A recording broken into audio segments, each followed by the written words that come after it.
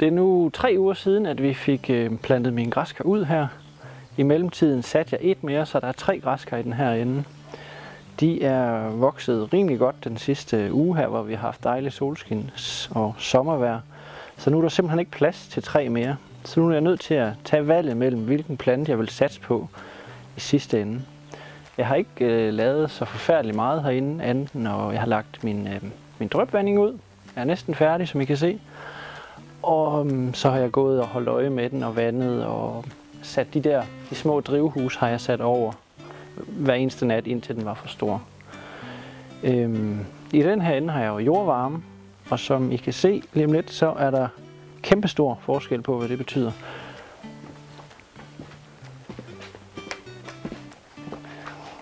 De planter, jeg har hernede i den anden ende, de er måske kun en fjerdedel eller endnu mindre af nede i den anden ende. Og den her, den er direkte, jeg ved ikke, der er et eller andet galt, men alle bladene kommer til at se ud på den her måde. Det her, det er en mutant. Den skyder simpelthen alt for mange blomster og blade på en gang, så den ryger også væk. Den eneste, der ser nogenlunde godt ud, det er mit eget vintergræskar fra sidste år. Men jeg skal bruge dem her til at krydsbestøve med den anden plante, så der skal være et græskar hernede. Hver vinter, efterår, når jeg tager det her ind, så skiller jeg det ikke helt ad, fordi så er det nemmere at samle, når det skal sættes op igen her til foråret.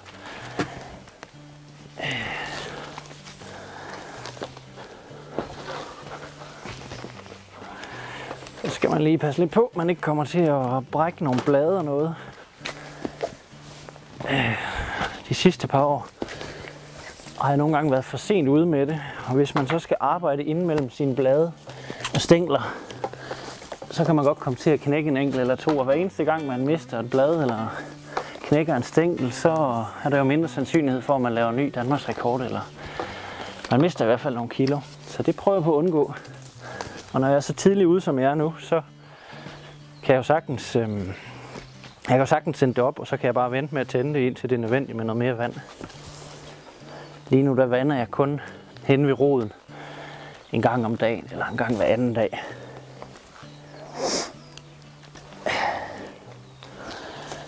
Så bliver det simpelthen sat sammen bare med sådan nogle kryds her.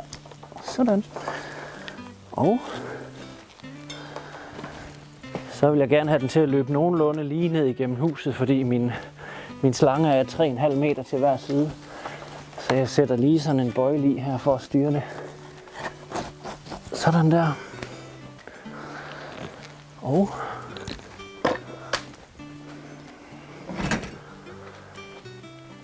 så har jeg lavet sådan en hel masse små, det er sådan nogle bukkede jernstænger, til at styre vandingen med, så den bliver liggende på sin plads.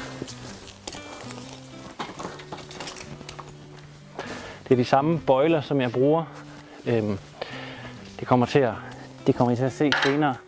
Det er de samme bøjler, som jeg bruger, når jeg skal styre stænglerne, for de kommer til at, hovedstænglen kommer til at gro op på midten, og alle sidestænglerne kommer til at gro lige hen ovenover dem her, så de får rødder ned lige ved siden af og kan suge alt det næring, de har brug for. Den første, der skal dø, det er min egen. Den er altså lige en tand mindre end de andre, så den overlever altså ikke. Var det forventeligt, at den blev mindre? Ja, jeg kommer jo fra et mindre græskar, så men den har også gode gener, så det er ikke det. Det er en super plante. Men den vil jeg ikke genbruge, så den rykker jeg simpelthen bare op af jorden. Og den har ikke ret meget rod endnu, heller hvis man siger. Så det er bare ud med den. Sådan ser den ud. Så har jeg 2 tilbage, og dem vil jeg gerne beholde begge 2. Men jeg har simpelthen valgt den her over, der hedder 1775 Sperry. Det er en amerikansk avler. Den har jeg købt på en auktion for 30 euro. Den her og så et frø mere. Fordi de vejer, normalt de græskar, som den kommer fra, de vejer mere, end man regner med. Altså det er nok fordi de har tykkere skal eller et eller andet. Og det er nogle gener, som jeg godt kunne tænke mig at arbejde videre med. Den anden her har også super gode gener. Og da de er så ringe, de planter, jeg har nede i den anden ende, så vil jeg prøve, om jeg kan flytte den der ned, og så få krydsbestøvet de 2. Men Det må se. Jeg kan ikke gøre andet end at prøve at flytte den, og så ser vi, om den overlever. Men så er vi nødt til lige at være lidt mere nænsom.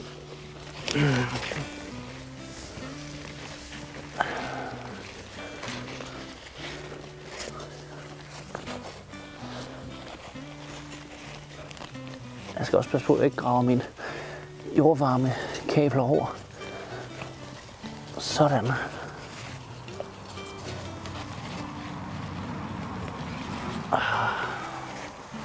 Der er nogle fine lange rødder, men de er ikke så tykke endnu.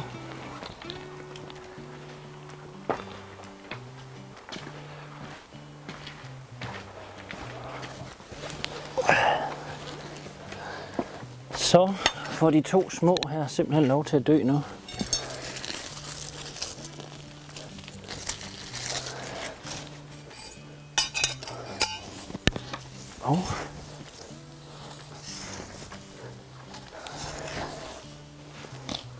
Alle de små ting, der kommer op her, det er rødder.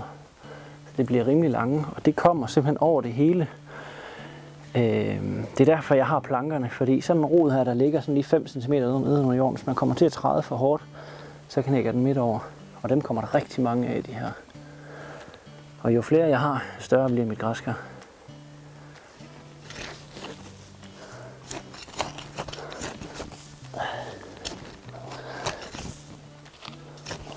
Jorden er dejlig våd og blød hernede, så det er ikke fordi, den mangler vand eller noget som helst. Men jeg kan mærke, at den er ikke nær så varm som henne i den anden ende. Så jeg vil tro, det er grunden til, at de ikke klarer sig helt så godt oppe i den her ende her. Det kan godt være, at jeg skal ud og investere i noget mere jordvarme næste år.